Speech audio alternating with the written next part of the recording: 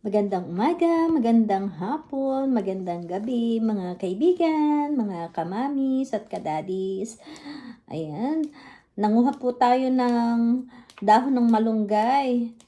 Ayan, kakukuha lang natin sa puno kaya fresh na fresh po itong ating malunggay. Ayan, kasi 'di ba yung aking manugang ay nilabas na niya si Baby Alora namin. So ngayon, para magkameron siya ng gatas, papakainin natin siya ng gulay na malunggay. Ayan. Ito kasi ay makakatulong para makapag-ano siya ng magkameron siya ng gatas. Kaya papakainin natin siya ng malunggay. Ayan. Pero ano to, lalahukan ko ng ibang gulay katulad ng mais, sitaw, kalabasa, tapos meron pa siguro tayo diyang okra. Ayan. Pwede rin natin yan dahukan ng okra. So, ayan ang ating ipapakain kay Alisa para siya ay magkameron na ng gatas. Maganda kasi yung nagbe-breastfeed para sa baby, 'di ba? Mas healthy.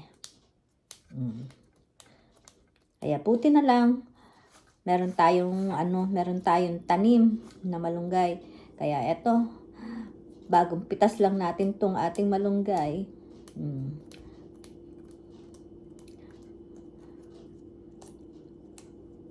Ayan. Sana makapag-ano pa ng marami pandahon ng aking malunggay. Habang medyo mainit-init pa yung weather namin dito. Kasi pagka naglamig na, ay ipapasok ko na sa loob yung aking pong malunggay sa loob ng bahay. Kasi sa ano lang po siya nakatanim, sa paso lang siya nakatanim. Ayan.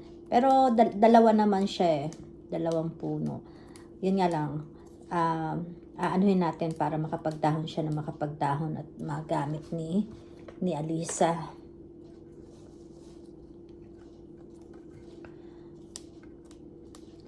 Makakatulong to sa kanya para makapag-produce siya ng maraming gatas.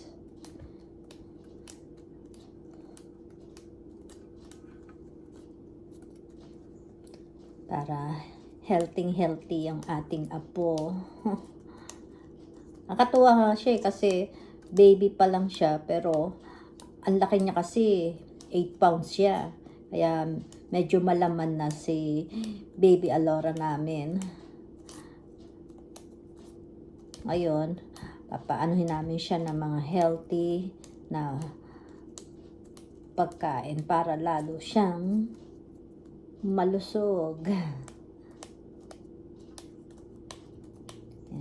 Buti na lang si Alisa mahilig yan sa gulay. Kaya eto. Kahapon nga pinagdala ko siya ng kasi nasa hospital pa sila, hindi pa siya pwedeng lumabas. Pinagdala ko siya naggisa ko ng gulay, tapos nilagyan ko ng chicken. So, para may gulay na, may ulam pa. Ngayon, so yun ang kinain nila ni Kuya.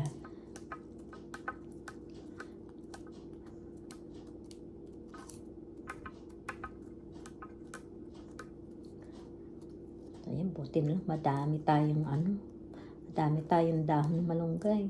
Pero hindi ko sinaid kasi para meron pa rin akong makukuha pa na na dahon. Kasi madami pa rin naman siya.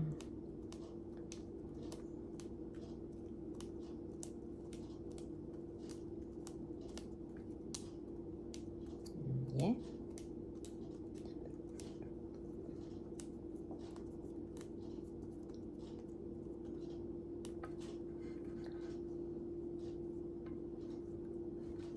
Ang bango ng ng malunggay, oh.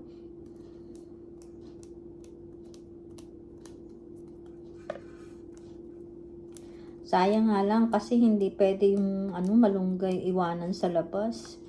Sana kung pwede, edi sana iwanan na lang natin yung ating puno ng malunggay o kaya magdirekta na ako ng tanim ng malunggay sa lupa mismo. Kaso hindi pwede pag taglamig, napoprosen kasi yung lupa. Kaya baka hindi siya tumuloy. Kaya pinapasok ko sa loob ng bahay yung malunggay. Kasi nga sa paso lang siya nakatanim. So yan, tapusin po muna natin. Meron pa kasi tayong Ayan, maraming salamat sa panonood mga kaibigan, mga kamamis at mga kadadis. Huwag niyo po kakalimutan mag-like at mag-share ng aking video. At makikisubscribe na rin po sa mga hindi pa nakasubscribe. Ayan, so paalam po muna. Salamat!